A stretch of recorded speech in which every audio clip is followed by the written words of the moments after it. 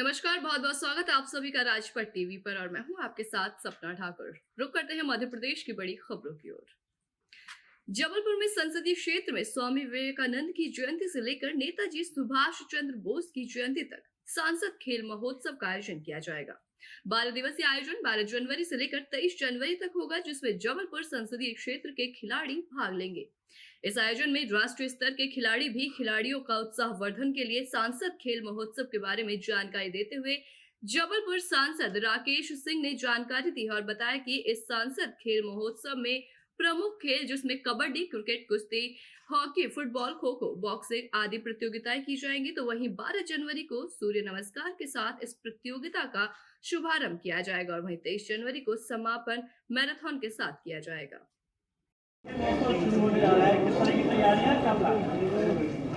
देश के यशस्वी प्रधानमंत्री माननीय नरेंद्र मोदी जी का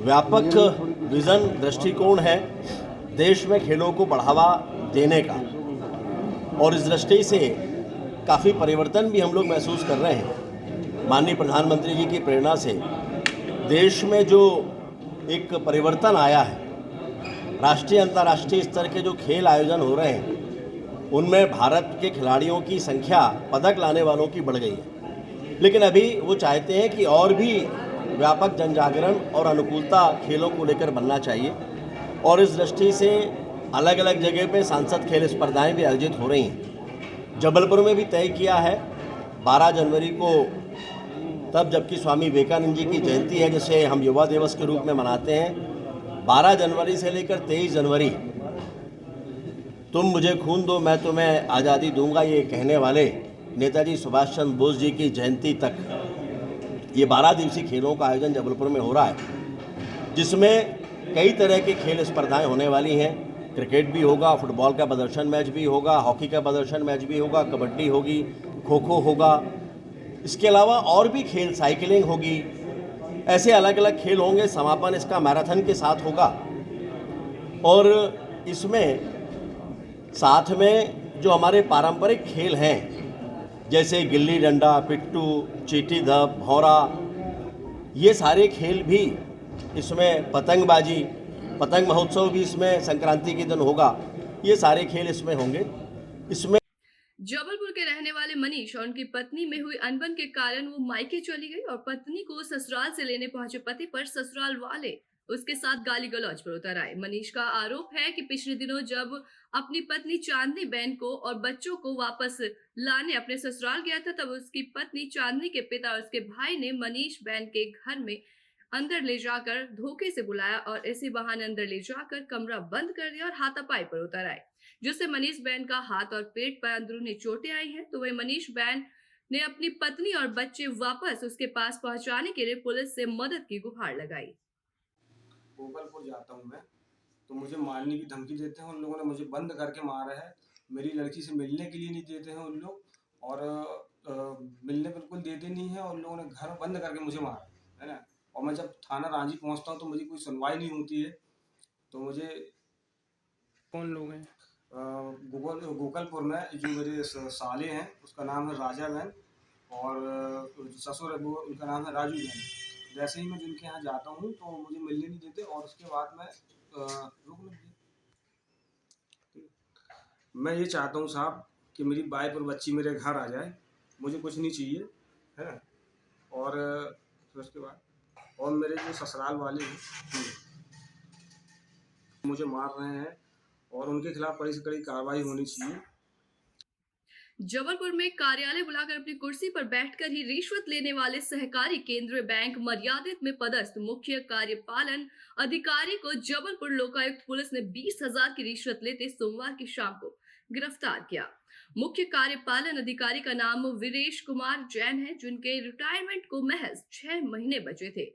जबलपुर के मझौली निवासी राधेलाल यादव की शिकायत पर मुख्य कार्यपालन अधिकारी के खिलाफ कार्रवाई की गई है। शिकायत ये थी सर, पिछले 2 महीने पहले मेरे से सर ने 55,000 रुपये ले लिए, और लेने के बाद भी मेरे से कहा कि 50,000 और दो, भोपाल भेजना है। मेरे पास व्यवस्था नहीं बन पाई तो 7/11 को मुझे नौकरी से निकलवा दिया। मैंने वो कर दिया।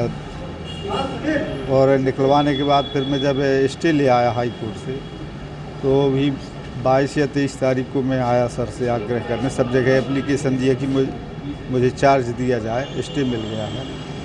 तो मेरे जेब में 2200 रुपये थे, तो सर ने निकाल लिया, 200 रुपये मेरे को वापस कर दिए, पूरे दे दिए। बोले 20,000 और ला के दियो तुम, उसी दिन बोले। तो मैंने कहा सर अब मेरा तो यहाँ कोई नहीं है, 65 किलोमीटर दूर गांव है, मैं कहाँ से पा पाऊँगा, 1-2 दिन बाद व्यवस्था करूँगा।